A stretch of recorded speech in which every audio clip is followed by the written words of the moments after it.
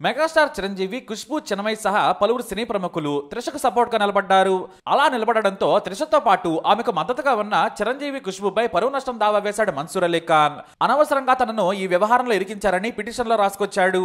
అంతేకాదు తనకు పరువు నష్టం కలిగించడంతో చిరుతో పాటు త్రిష, ఖుష్బూ నుంచి తలో ₹1 పరిహారం చెల్లించాలని కూడా కోరాడు.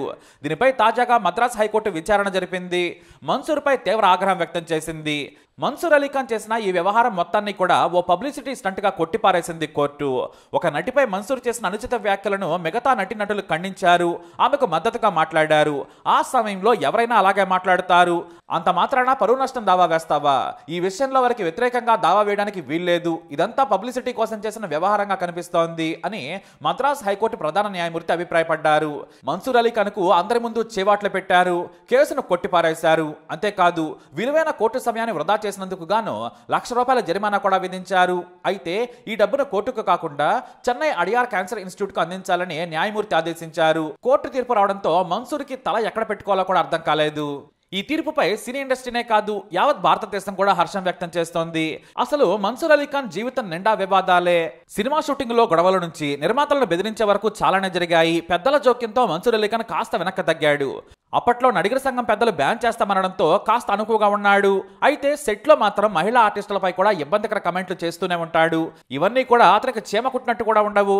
కాకపోతే ఓ అత్యాచారం కేసు మన్సూర్ అలీ ఖాన్ లో చాలా ఇబ్బందుల్లోకి నెట్టింది. 1996లో Mansoor Ali Khan career peak stage లో ఉంది. అప్పుడే స్నేహ శర్మ అనే యువతి మన్సూర్ అలీ ఖాన్ పై కేసు పెట్టింది. తనను వడపాలలోని హోటల్లో డ్రింకులో మత్తు మంది ఇచ్చి అత్యాచారం చేశాడని కేసు పెట్టింది. తాను మత్తులోకి జారుకున్నాక పలుమార్లు అత్యాచారం చేశాడని చెప్పుకొచ్చింది. తనను సెక్రటరీగా పెట్టుకుంటానని హామీ ఇచ్చాడు. అతను పేపర్లో ఇచ్చిన ప్రకటన చూసి వెళితే హోటల్కి రమ్మని రేప్ చేశాడు. నాకు గర్భం కూడా వచ్చింది, కొడుకు పుట్టాడు, పెళ్లి చేసుకోమంటే చేసుకోవడం లేదని కంప్లైంట్ ఇవ్వడంతో పోలీసులు అరెస్ట్ చేశారు.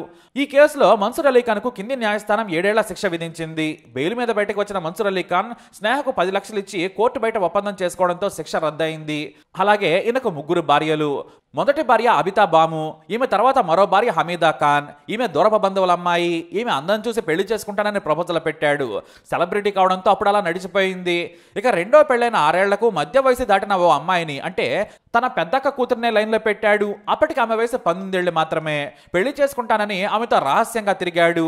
చివరకు పెద్దలకు తెలియడంతో 3వ భార్యగా వహీదాని తెచ్చుకున్నాడు. అయితే ఈ 3 భార్యలు నిత్యం కొట్టుకుంటూనే ఉంటారు. కొట్టుకోవడం అంటే ఇంట్లో కాదు, పోలీస్ స్టేషన్లో. ఆ భార్య ఈ భార్యని కొట్టడం, ఈ భార్య ఆ భార్యని కొట్టడం, అలాగే ఈ భార్యతో ఆ భార్యని కొట్టించడం, ఇదే వారికి పని. మొత్తం 3 భార్యల ద్వారా 7 సంతానంతో 3 ఫ్యామిలీలను లాగుతున్నాడు మన్సూర్ అలీ ఖాన్. ఇక మన్సూర్ అలీ ఖాన్ రాజకీయాల్లో యాక్టివ్ గా ఉంటాడు. మొదటి నుంచి పట్టాలి మక్కల్ మచ్చి పార్టీకి మద్దతుదారుడు. 1,00,000 ఓట్లు సాధించినా కూడా ఓడిపోయాడు.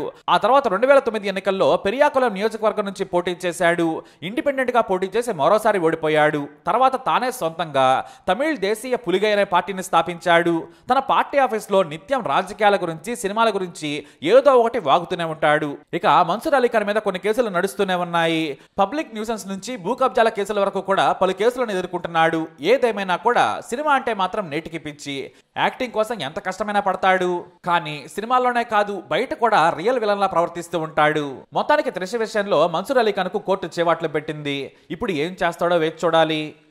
మరి మన్సూర్ అలీ ఖాన్ ఈ విషయంపై మీరేమంటారు? మీ అభిప్రాయాన్ని కమెంట్ ద్వారా తెలియజేయండి. వీడియో అప్డేట్స్ కోసం మా ఛానల్ ఫాలో అవ్వండి, అలాగే తప్పకుండా సబ్స్క్రైబ్ చేసుకోండి.